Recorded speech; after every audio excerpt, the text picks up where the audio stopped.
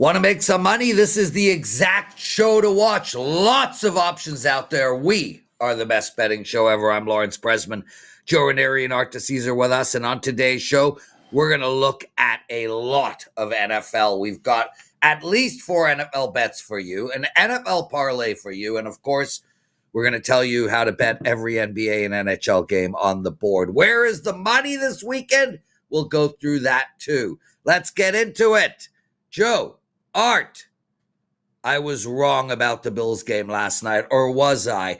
Extra point doesn't get missed, and that game does not go under the total, Art DiCesare.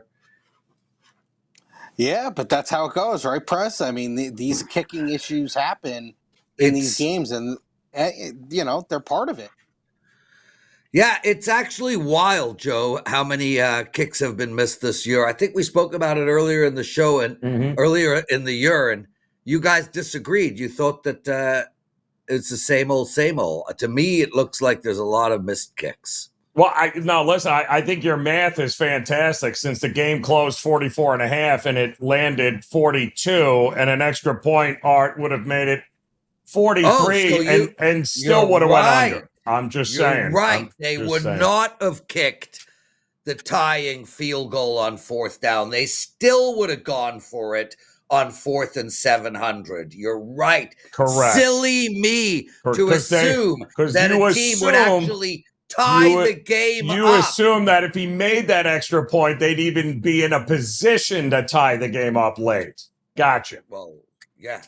They would have. Great play, though, on that 4th and 27. A wasted play, to say the least.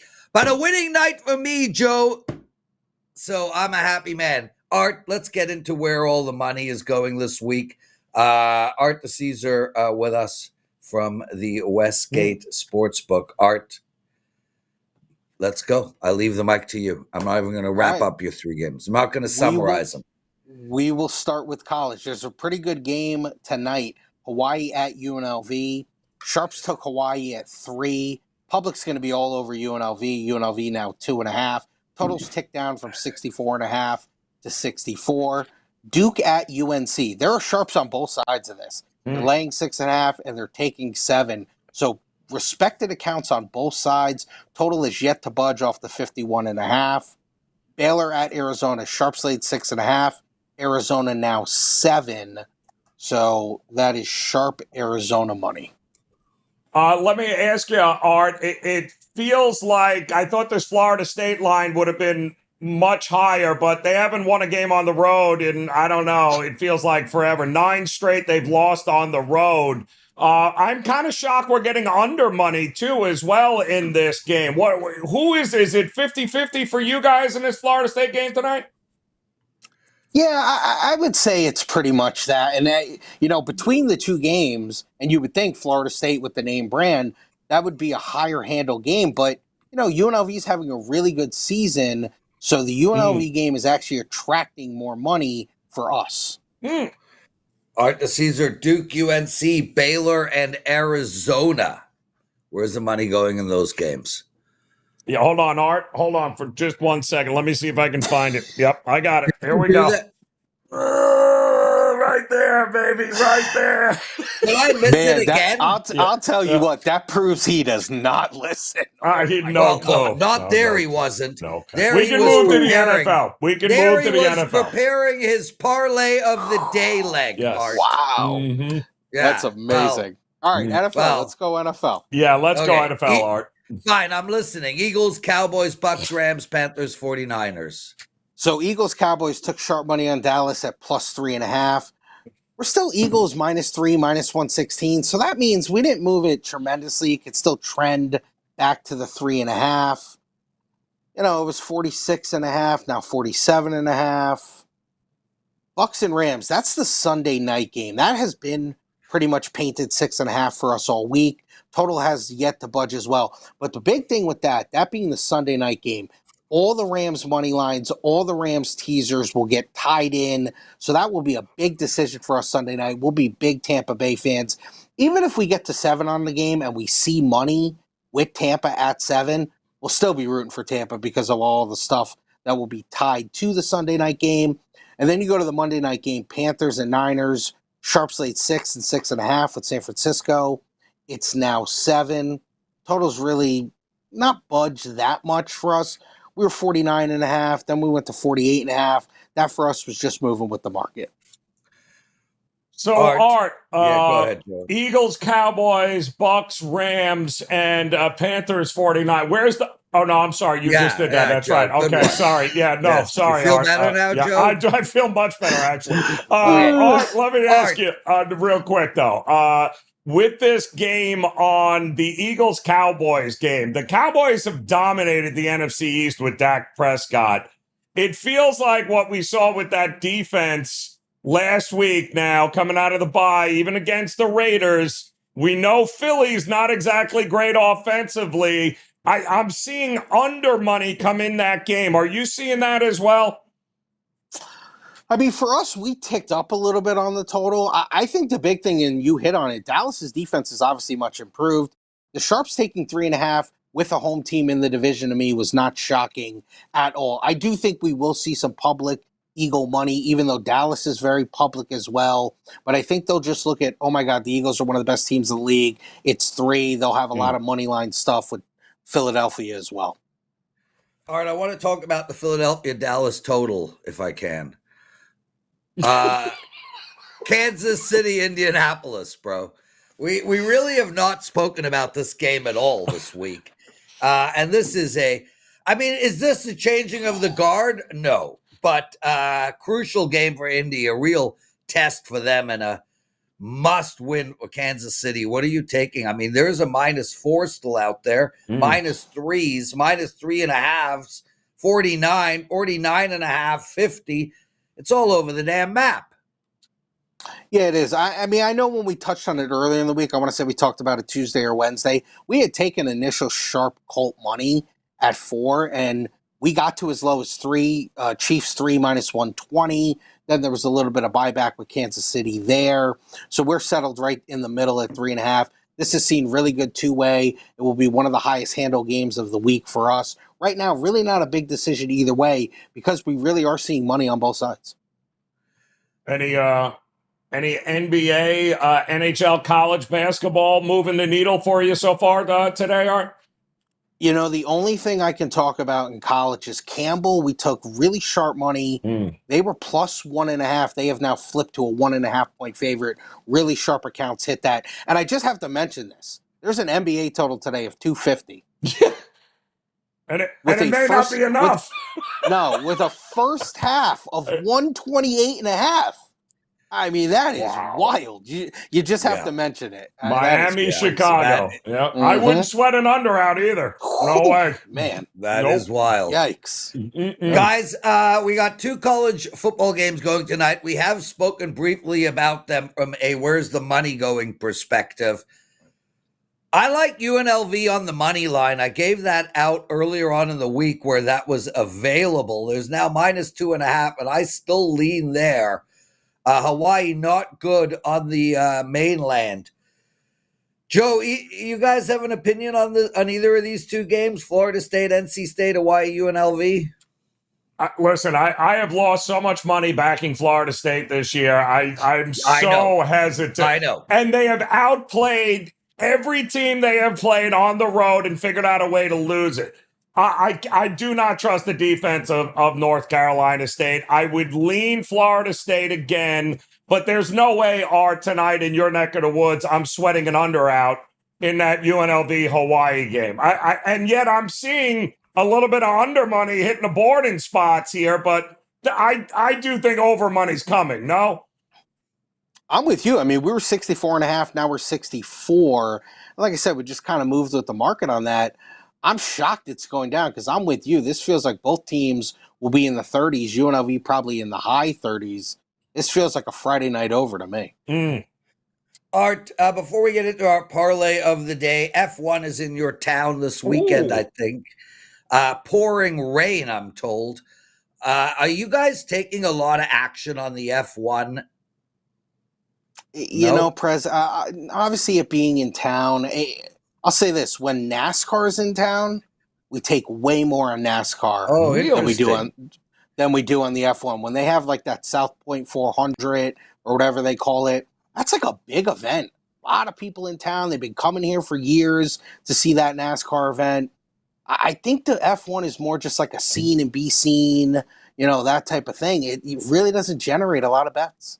Yeah, well, God, have you seen the people who attend F1 races? Yeah. Like, they're not betting anything. No. It's ridiculous. Yeah, no, they are just there for the red carpet. Although I will say this, I think the F1 movie was better than any F1 race I've ever seen. So, Yes, it yeah, was. right, much better. I watched that documentary on Netflix, and I was in, man. Yeah, I watched every season.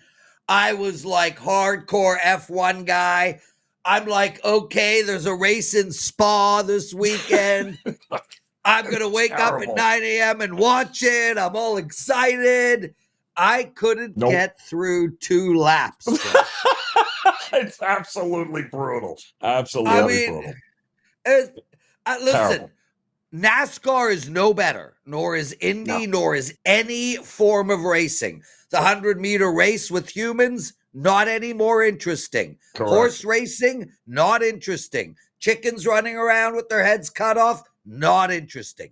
Yep. I am not interested in any of these stupid races. Yep. Anyway, Art, World Cup betting heating up. Any future bet for us? It will. Let me, in the next couple of weeks here, I'll start putting together what our future book looks like. And if you remind me, I'll get some information out there. Okay, time for our parlay of the day. The Toronto Maple Leafs. No.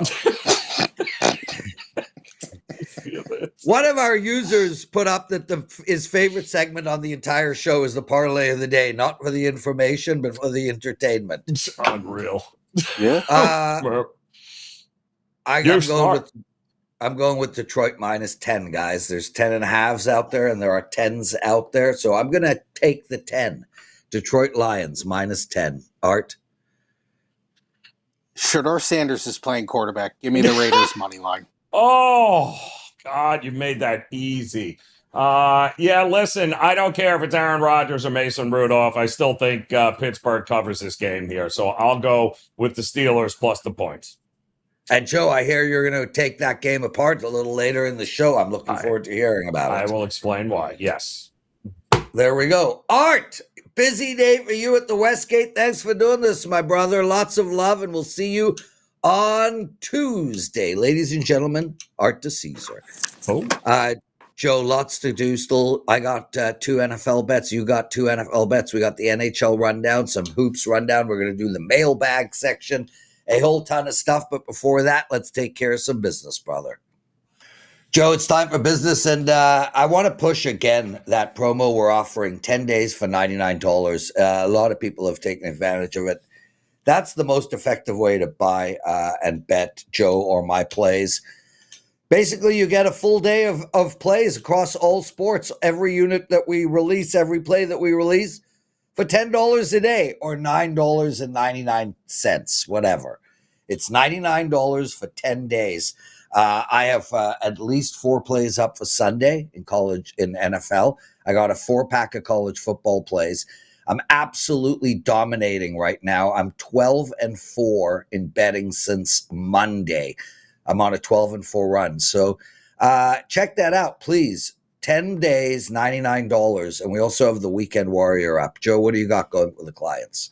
Locked, loaded, 5%. The college football max bet available right now. I've got actually a couple of college games lined up for tomorrow. NFL slate is locked and loaded, ready to roll. Hop on over to WagerTalk.com. Get those. And of course, got a lot of college basketball lined up here this weekend. Some great matchups and some not so great matchups, which is usually, Prez, this time of year where you find the most value in those games.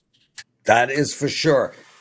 Joe, cue the clock. NFL bets. I've got 2 minutes to give out 2. Let's start with the Detroit Lions hosting the New York Giants. And I really don't want to overthink this one. I don't like betting minus 10s, but that's what we're doing here. Detroit minus 10.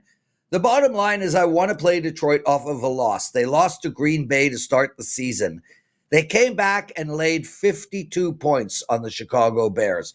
That's correct. They beat the Chicago Bears 52-21 off of a loss. Then they went and lost to Kansas City 30-17. They followed that up by dismantling the Tampa Bay Buccaneers, beating them 24-9 and again covering that 10. Then they lost to Minnesota 27-24, only to come back and lay the smackdown on the Washington Commanders 44-22. What we know about Detroit, don't get in their way after a loss. That's the spot they're in. They're playing a New York Giants team that has held their own, but I do see a regression coming with the New York Giants as the season progresses.